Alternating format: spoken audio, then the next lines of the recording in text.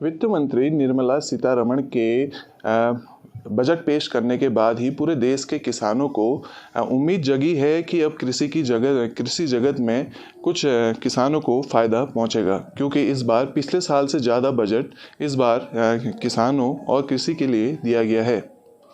नमस्कार, मैं हिमांशु जोशी। इस वक्त हमारे साथ हैं पिथौरागढ़ की मुख्य कृषि अधिकारी रितु टमटा जी, जिनसे हम बात करेंगे कि पिथौरागढ़ के किसानों के लिए इस बजट में क्या क्या खास और क्या क्या योजनाएं वो इस बार प्लान कर रही हैं। मैम, बहुत बहुत स्वागत है आपका हमारे चैनल पे। धन्यवाद। मैम, सबसे पहला सवाल आपसे रहेगा, मैम, जो कृषि को बढ़ावा देने के लिए पिछले साल की अपेक्षा इस बार बजट बढ़ा है और पिथौरागढ़ जैसे दूरस्थ इलाकों के किसानों को कृषि को बढ़ावा देने के लिए आपकी तरफ से क्या क्या काम किए जाएंगे मैम? जैसा कि बजट में माननीय फाइनेंस मिनिस्टर ने बताया है कि इस बार मुख्यतः जो एग्री स्टार्टअप्स हैं उनको सपोर्ट किया जाएगा, और साथ ही साथ जो किसान क्रेडिट कार्ड में लोन है उसमें से अधिक से अधिक किसानों को उससे जोड़ा जाएगा। और प्राकृतिक कृषि जो कि यहाँ सीमांत एरिया में ऑलरेडी होती है, उसको भी ज़्यादा फोकस किया जाएगा। उसके साथ ही साथ जैसे कि इंटरनेशनल ईयर ऑफ मिलेट है, जिसको 2023 को इंटरनेशनल ऑफ मिलेट घोषित किया गया है, उसके अंतर्गत पूरे साल भर प्रोग्राम होंगे जिसमें किसानों को अधिक से अधिक मोटा अनाज उगाने के लिए प्रेरित किया जाएगा, और जिससे कि उनकी न्यूट्रिशन, उनकी खुद की सेहत भी सही होगी, साथ ही साथ उससे उनकी वो एक कमाई का जरिया भी बनेगा। Thank you ma'am. दूसरा मैम, एक सवाल आपसे पूछते हैं, ये भी था कि हमारे जो पहाड़ है सर मैम, वहाँ पे तमाम ऐसे उत्पाद होते हैं जो सेहत के लिए काफ़ी फ़ायदेमंद होते हैं, तो उनका उत्पादन बढ़ाने के लिए मैम आपकी तरफ से क्या योजनाएं ऐसा चल रही है मैम? सरकार की तरफ से 2016 से एक नेशनल फूड सिक्योरिटी मिशन चल रहा है, जिसके अंतर्गत मोटा अनाज जो यहाँ का मेन एक गेम चेंजर हो सकता है, उसके लिए लगातार हम उस क्षेत्र को बढ़ाने के लिए प्रयास किया जा रहा है। उसके लिए हम डिमॉन्स्ट्रेशन देते हैं, और मुझे ये बताते हुए काफ़ी खुशी हो रही है कि पिछले 3-4 हमारे खरीफ वर्ष में हमारा मड़ुआ का क्षेत्रफल लगातार बढ़ रहा है। एक टाइम पर वो 5000 हो गया था, उसके पश्चात वो 5600 और आज की स्थिति में 5900 के करीब पहुँच गया है। तो हमें इस खरीफ वर्ष में भी उम्मीद है कि इसको हम 6 से 6500 हेक्टेयर तक इस क्षेत्रफल को लेके जाएं, क्योंकि इसके बहुत सारे फ़ायदे हैं किसानों को।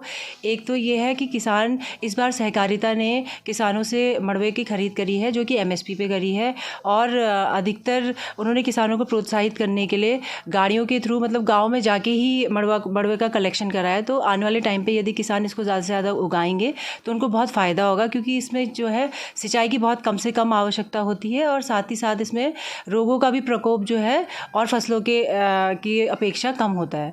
तो मुझे ऐसा लगता है कि ये अगर पिथौरागढ़ की अगर बात करें, अगर मड़वे में और झिंगोरों में यहाँ के किसान इस बार अपना क्षेत्रफल बढ़ाएंगे तो उनको अवश्य ही मुनाफा होगा, और उसके लिए उनको अपना सामान बेचने के लिए मंडी तक नहीं जाना पड़ेगा या नज़दीकी बाज़ार में नहीं जाना पड़ेगा। सहकारिता और विभाग उनके घर आके, उनके गाँव आके वहाँ से परचेज़ करेगा। Thank you ma'am. ज़्यादा सवाल आपसे ना करते हुए एक आखिरी सवाल आपसे पूछना चाहूँगा मैम। मैम, एक समय ऐसा था जब पहाड़ में जो हमारे मोटे अनाज थे, मड़वा, झिंगोरा आदि चीज़ों की डिमांड आजकल पूरे देश में काफ़ी बढ़ी है मैम, तो इसको लेकर आप क्या योजनाएं ऐसी तैयार कर रही हैं जिससे हमारे पहाड़ के किसानों की रोज़गार उनको बढ़े और वो ज़्यादा से ज़्यादा किसान इसको लेके प्रोत्साहित हो और आगे बढ़ाएँ?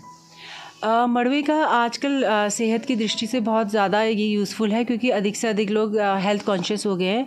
तो अब जो सरकार इंटरनेशनल ईयर ऑफ मिलेट है, और वैसे भी लोगों में जागरूकता भी आ गई कि उनको मड़वा लगाना चाहिए और मड़वे से बने हुए व्यंजनों को खाना चाहिए।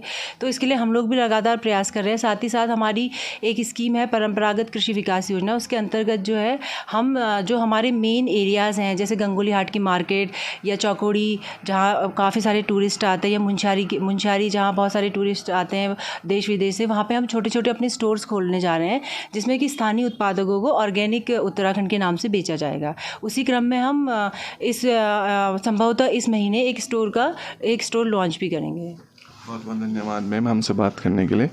तो जैसा कि रितु टमटा मैम ने बताया कि जो मड़वा है, जो पहाड़ के मोटे अनाज हैं, वो एक समय ऐसा था जब यहाँ काफ़ी ये अनाज उपेक्षा के शिकार होते थे, और यहाँ पे खेती ना होने के कारण ये अनाज कहीं ना कहीं इसकी खेती कम होते जा रही थी। लेकिन जब से सरकार द्वारा योजनाएं चलाई गई, पहाड़ के जो स्थानीय उत्पाद हैं उनको बढ़ावा दिया गया, लोगों के समझ में आया कि ये जो पहाड़ के मोटे अनाज हैं इनका क्या शरीर के लिए फ़ायदेमंद होते हैं, तब से चाहे मैं मड़वे की बात करूं या झिंगोरे की बात करूं या ऐसे ही अन्य मोटे अनाज जो पहाड़ों में होते हैं, इनकी मांग देश ही नहीं विदेशों तक भी बढ़ी है।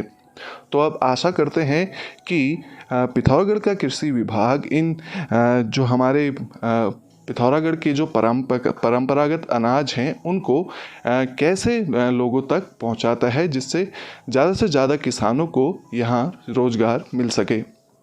पिथौरागढ़ से हिमांशु जोशी, न्यूज़ 18 लोकल के लिए।